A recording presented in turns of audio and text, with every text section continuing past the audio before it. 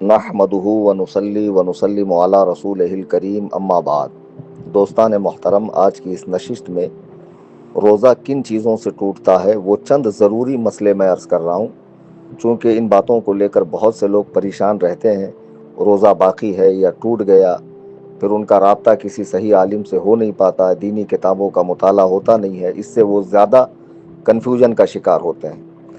سب سے پہلے یہ سمجھ لیں کہ قرآن کریم کی روشنی میں رمضان کریم کا روزہ ہر مسلمان مرد و عورت عاقل و بالغ پر فرض ہے، اور جو اس ماہ کریم کے روزے کی فرضیت کا انکار کرے وہ کافر ہے، اور جو جان بوجھ کر چھوڑ دے۔ حدیث پاک کا مفہوم ہے، اللہ کے نبی فرماتے ہیں جو رمضان کے ایک دن کا روزہ بغیر کسی سخت مجبوری یا مرض کے چھوڑ دے، اگرچہ پھر زندگی بھر وہ روزہ رکھتا رہے، وہ قضا تو اس کی ہو جائیں گی، لیکن جو لطف، جو ثواب، جو اجر اور جو لذت رمضان کے مہینے کی ہے وہ اسے حاصل نہیں ہوگی۔ اس کے پہلے ہم نے روزہ کن چیزوں سے نہیں ٹوٹتا ہے اس پر چند مسئلے وائس میں نے عرض کیے تھے۔ آج کن چیزوں سے روزہ ٹوٹتا ہے وہ میں عرض کر رہا ہوں۔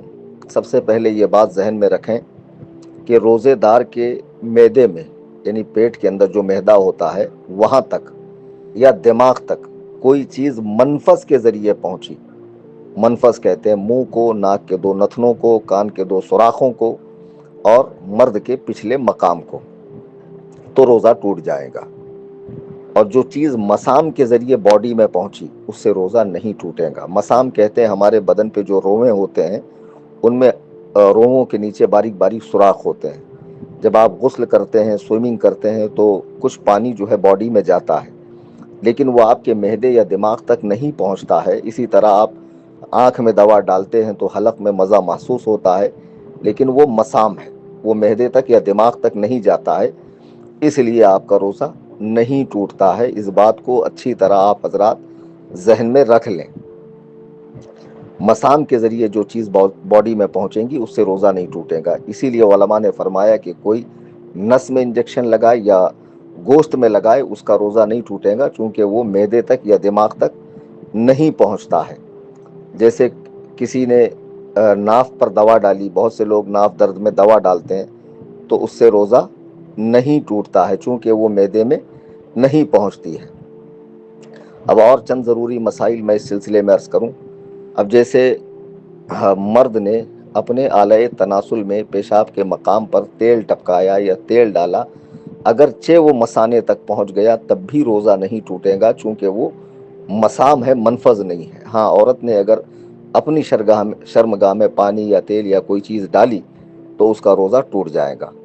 حقہ، سگریٹ، چرس، گانجا، جو بھی آج کل نشے ملتے ہیں، جو منہ میں رکھ کر تھوک دیے جاتے ہیں یا صرف اس کا دھواں اڑایا جاتا ہے، وہ حلق میں نہیں پہنچتا، اس سے بھی روزہ ٹوٹ جائے گا، چونکہ اس کے جو باریک باریک اجزاء ہوتے ہیں وہ حلق میں ضرور جاتے ہیں۔ شکر وغیرہ ایسی چیز جو منہ میں رکھنے سے گھل جاتی ہے، منہ میں رکھی تھوک نگل گیا تو روزہ ٹوٹ گیا۔ یہاں ایک مسئلہ یہ ذہن میں رکھیے کہ آپ مارکیٹ میں ہیں، روزے کی حالت میں ہے، کوئی چیز خریدنی ہے اور آپ کو یہ پتہ چلے کہ میں خرید لوں، کھانے کی چیز ہے، بعد میں یہ پھیکی نکل جائے یا اس کا ذائقہ نہ ہو، نقصان ہوگا، تو ایسی صورت میں چکھنے کی اجازت ہے۔ چکھنے کا معنی یہ ہے کہ زبان پہ رکھا، مزہ معلوم ہوا، فوراً تھوک دیا، اس کا کوئی بھی باریک سا حصہ پیٹ میں نہیں جانا چاہیے۔ چکھنے کا معنی یہ نہیں کہ لقمہ دو لقمہ کھا لیا، اسے تو پورا روزہ ہی چلا گیا۔ اسی طرح جو عورت دودھ پلاتی ہے اور اس کا بچہ کھانا بھی کھاتا ہو، کھانا نہ کھائے گا تو کمزور ہو جائے گا، اور وہ روٹی چبا نہیں سکتا ہے، تو عورت اپنے منہ میں روٹی چبا کے بچے کو دے سکتی ہے، لیکن یہ احتیاط رہے کہ اس کا کوئی جز حلق میں نہیں جانا چاہیے، تو ایسا کرنے سے عورت کا روزہ نہیں ٹوٹے گا۔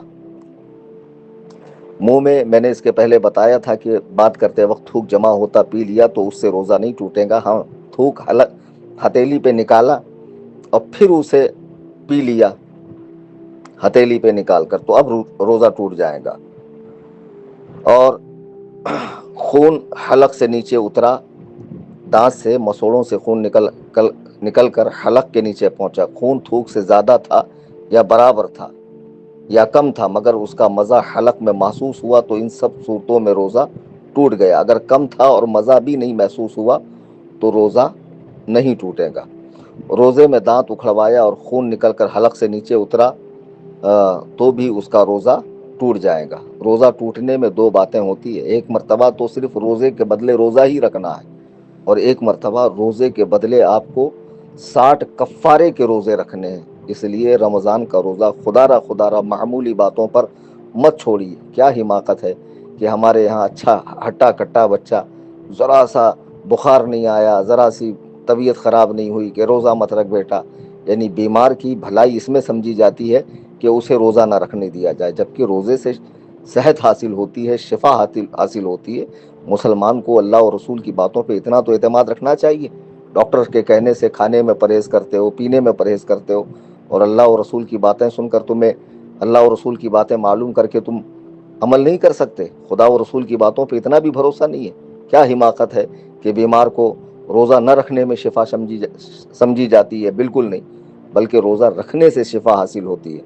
تو بعض صورتوں میں رمضان کے جب روزے ٹوٹ جاتے ہیں تو روزے کے بدلے صرف روزہ ہے، اور بعض صورتوں میں آپ کو 61 روزے، یہ جو چھوٹا وہ ایک، اور کفارے کے 60، اور کنٹینیو روزہ رکھتا رہا 60 روزے کفارے کے، بیچ میں ناغا کیا تو پھر سے 60 رکھنے پڑیں گے، یا پھر 60 مسکینوں کو 2 وقت پیٹ بھر کے کھانا کھلائے، یا ایک مسکین کو 60 دنوں تک 2 وقت کھانا کھلائے۔ اتنا سخت حکم ہے، لہٰذا روزہ ہرگز ہرگز نہ چھوڑیے۔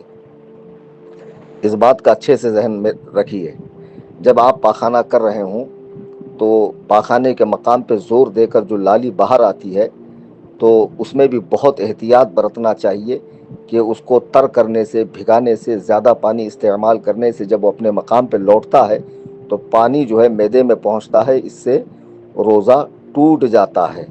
اس بات کو اچھے سے آپ حضرات ذہن میں رکھیں۔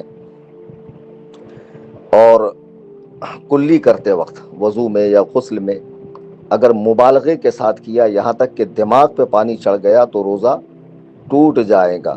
اس بات کو اچھے سے ذہن میں رکھ لیں۔ منہ میں رنگین ڈورا رکھا جس سے تھوک رنگین ہو گیا، پھر تھوک نگل لیا تو روزہ ٹوٹ جائے گا۔ جو رنگین ڈورے ہوتے ہیں یہ ان کے تعلق سے۔ آنسو منہ میں چلا گیا یا پسینہ چلا گیا، قطرہ 2 قطرہ ہے تو اس سے روزہ نہیں ٹوٹے گا، لیکن اگر اس کی نمکینی پورے منہ میں محسوس ہوئی تو روزہ ٹوٹ جائے گا۔ عورت کا بوسہ لیا یا چھوا یا مباشرت کی یا گلے لگایا اور انزال ہو گیا، یعنی منی نکل گئی، تو روزہ ٹوٹ گیا۔ قے کے تعلق سے میں نے بتایا کہ قے اگر اپنے آپ ہوئی تو روزہ نہیں ٹوٹے گا، جان بوجھ کر کیا اور منہ بھر کے ہے تو روزہ ٹوٹ جائے گا۔ روزوں رمضان کریم کے روزوں کو چھوڑنے کے متعلق بہت سخت وعیدیں حدیث پاک میں آئی ہیں۔ یہ میں نے چند مسئلے عرض کیے ہیں، یہ تمام کے تمام مسائل نہیں ہیں۔ جب جب ضرورت پڑیں گی انشاءاللہ تعالی میں اس تعلق سے مسائل بھیجتا رہوں گا۔ بس آپ حضرات سے گزارش ہے کہ رمضان کریم کے روزوں کو پورا کریں، اپنے بچوں کو روزے رکھوائیں، رمضان کی نعمتوں سے، برکتوں سے مستفیض ہوں، فائدہ اٹھائیں۔ اس عظیم مہینے کو پا کر بھی جو اپنی بخشش کروانے سے، مغفرت کروانے سے محروم رہا تو اللہ ہی خیر فرمائے کہ حضرت جبریل علیہ السلام نے اس کی تباہی و بربادی کے لیے دعا کی ہے، اور حضور علیہ السلام نے اس پر آمین فرمایا ہے۔